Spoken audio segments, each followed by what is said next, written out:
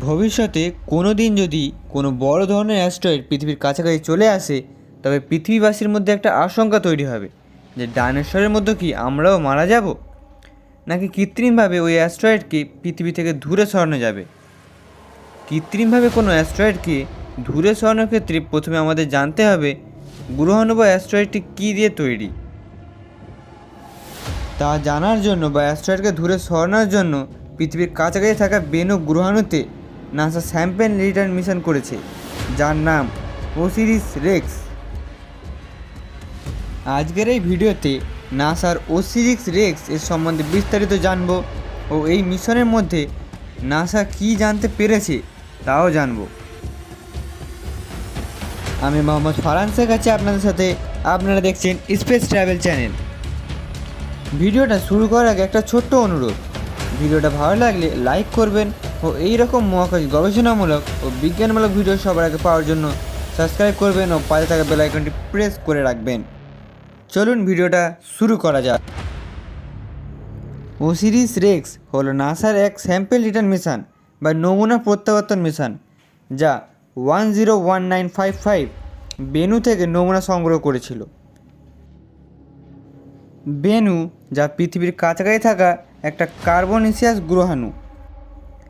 8 September 2016 সালে Osiris Rex launch করা হয়েছিল ও 22 সেপ্টেম্বর 2017 সালে পৃথিবীর পাশ কাটিয়ে উড়ে যায় বেনু গ্রহাণুটির দিকে এবং 3 ডিসেম্বর 2018 সালে বেনুর সাথে মিলিত হয়েছিল। এর একটি উপযুক্ত সাইট বা জায়গা খুঁজে বের করতে 2 বছর অতিক্রান্ত করেছিল। 2020 সালের 20 অক্টোবর ওসিরিস রেক্স বেনুতে নেমে আসে এবং সফলভাবে একটি নমুনা সংগ্রহ করেছিল।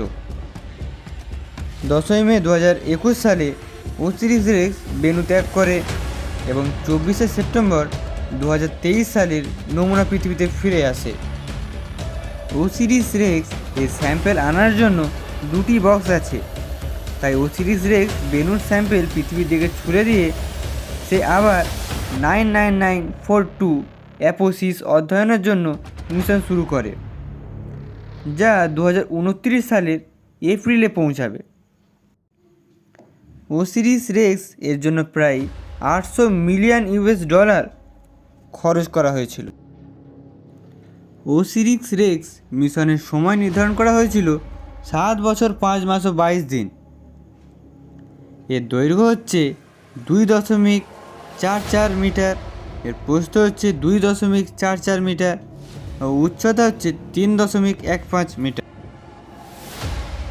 এর দুদিকে সোলার প্যানেল লাগানো, যা থেকে প্রায় 1226 থেকে 3000 ওয়াট পর্যন্ত শক্তি উৎপন্ন করতে পারে। এটি অ্যাটলাস V411 রকেটে করে কেপ কানাভেরাল SLC-41 স্থান থেকে লঞ্চ করা হয়েছিল। এর মধ্যে যেসব যন্ত্রপাতি বা ইনস্ট্রুমেন্ট ব্যবহার করা হয়েছিল তা একে একে দেখে নেওয়া যাক। OCAMS বা ওক্যামস, যা OSIRIS REx camera switch. OLA বা ওলা, যা OSIRIS REx laser altimeter. OTES বা ওটিস, যা OSIRIS REx thermal emission spectrometer. OVIRS বা ওভিরস, যা OSIRIS REx visible and infrared spectrometer.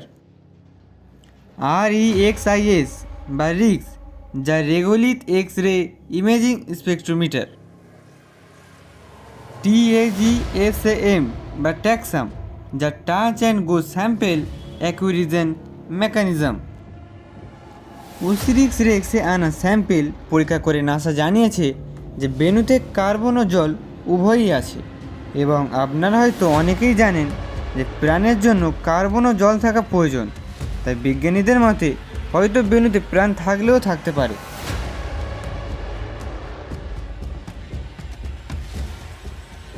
অ্যাস্ট্রয়েডকে দূরে সরানোর জন্য নাসা এক মিশন করেছিল, যার জন্য 32 মিনিট সময় কমে গিয়েছিল সেই অ্যাস্ট্রয়েডে, এবং এই মিশনটির নাম হলো ডার্ক মিশন। ডার্ক মিশন সম্বন্ধে বিস্তারিত জানতে হলে আমার এই ভিডিওটা দেখতে পারেন।